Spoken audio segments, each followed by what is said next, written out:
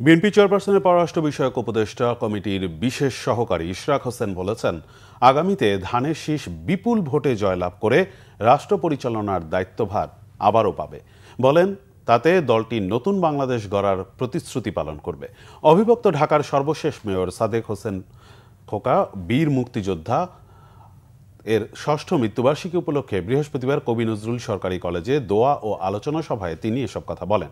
জাতীয়তাবাদী ছাত্রদল আয়োজিত আলোচনা সভায় সভাপতিত্ব করেন কলেজ ছাত্রদলের আহ্বায়ক ইরফান আহমেদ ফাহিম। সঞ্চালনা করেন সদস্য সচিব মোহাম্মদ নাজবুল হাসান।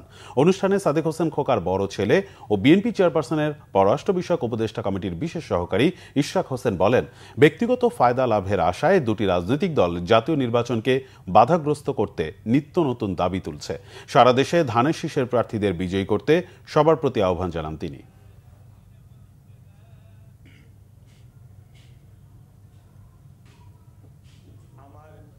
বিশেষ দুইটি রাজনৈতিক দল বারবার জাতীয় নির্বাচনকে বাধাগ্রস্ত করার জন্য নিত্য নতুন তারা দাবি তুলছে এবং তারা কর্মসূচিও ঘোষণা করছে।